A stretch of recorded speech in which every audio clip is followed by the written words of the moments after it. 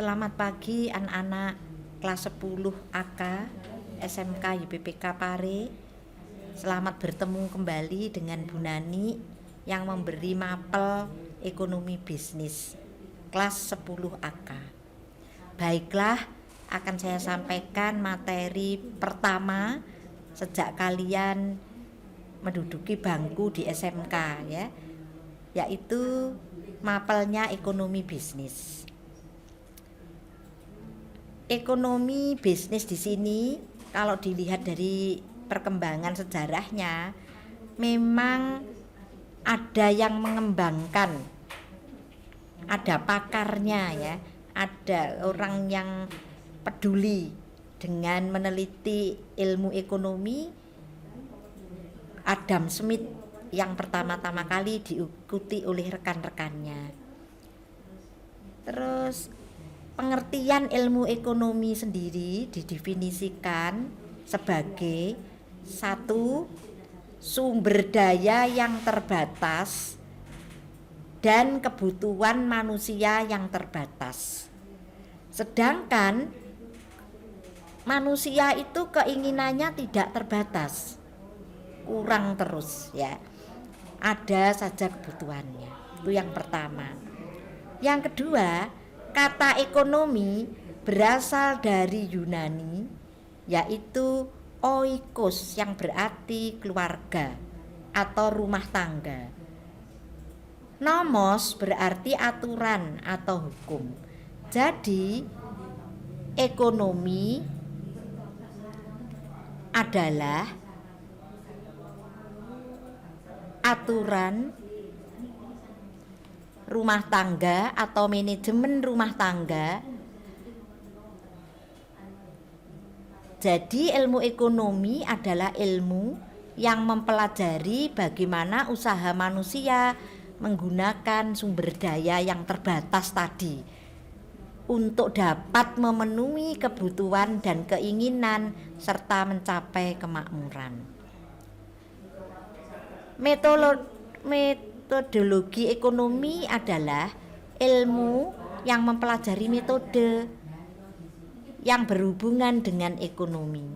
Satu, teori ekonomi adalah konsep pemikiran dan pandangan yang diperoleh dari data-data yang ada dalam kehidupan ekonomi yang kemudian disusun, diolah, dianalisis sehingga menjadi kesimpulan yang bersifat umum.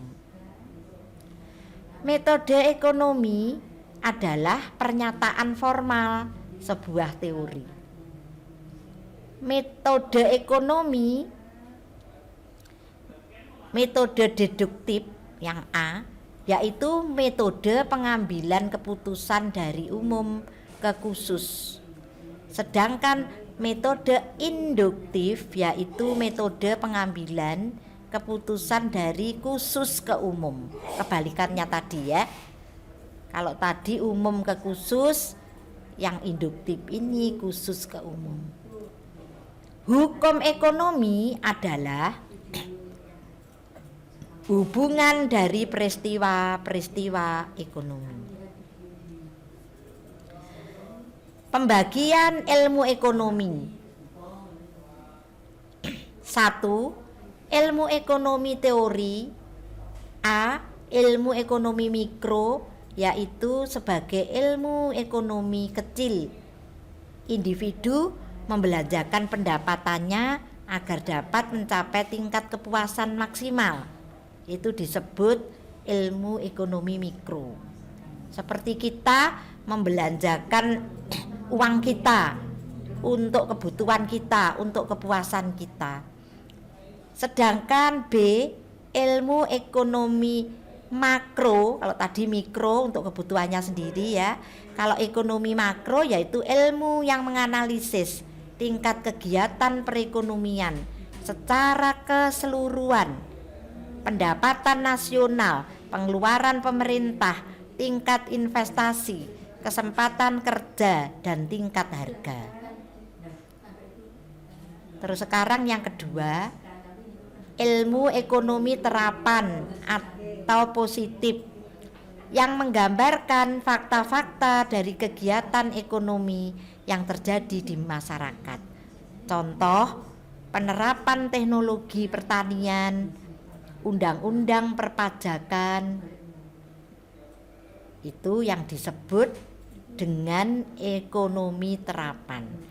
Sedangkan ilmu ekonomi deskriptif atau normatif berkaitan dengan kebijakan optimal, fokus pada kesejahteraan masyarakat. Contohnya hasil pertanian yang meningkat, negara menjadi makmur, bertambahnya kemakmuran suatu negara, pemungutan pajak untuk kesejahteraan masyarakat, dan sebagainya.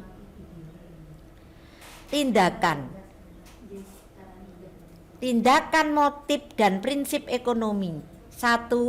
Tindakan ekonomi yaitu tindakan yang dilakukan manusia untuk memenuhi kebutuhan. A. Tindakan ekonomi rasional, yaitu setiap tindakan dilandasi oleh pilihan yang paling baik dan paling menguntungkan. Misalnya, menyusun daftar belanja sesuai skala prioritas. Yang penting-penting dibelanja dulu, yang belum penting nggak usah belanja ya.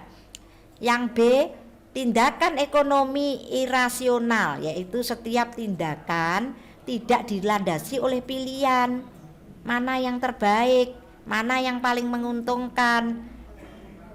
Misalnya saat hujan minum es, nah itu kan tidak tepat, pilihan yang tidak tepat, tidak menguntungkan. Yang kedua, motif ekonomi yaitu segala sesuatu yang mendorong manusia melakukan tindakan ekonomi.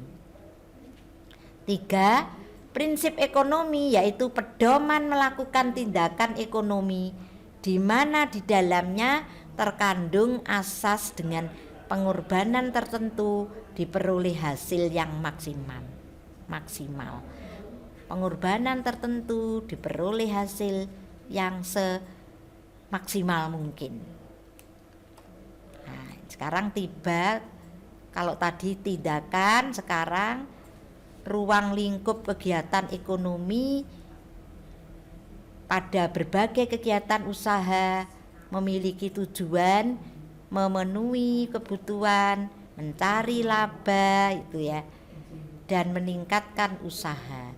Jadi ruang lingkup di dalam ekonomi ini dilakukan oleh masyarakat dengan berbagai kegiatan usaha.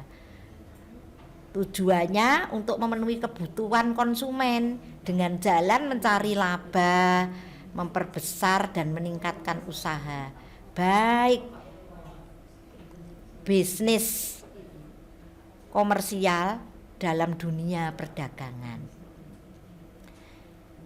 Yang kedua, perusahaan yaitu kegiatan yang diselenggarakan dengan peralatan dan cara teratur dengan tujuan mencari keuntungan.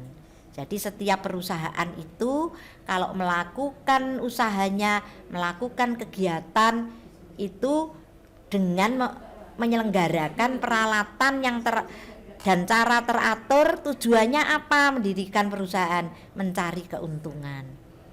Pembangunan ekonomi yaitu pembangunan di bidang ekonomi, kegiatan yang dijalankan berdasarkan prinsip. Jadi kita harus punya prinsip berdaya guna dan berhasil guna. Itu yang bisa saya sampaikan untuk pertemuan pertama kali ini, mapel ekonomi bisnis. Kiranya kamu bisa mengerti apa yang telah disampaikan oleh Bu Nani tadi. Untuk berikutnya, pertemuan-pertemuan berikutnya, sampai bertemu kembali. Terima kasih, Tuhan memberkati.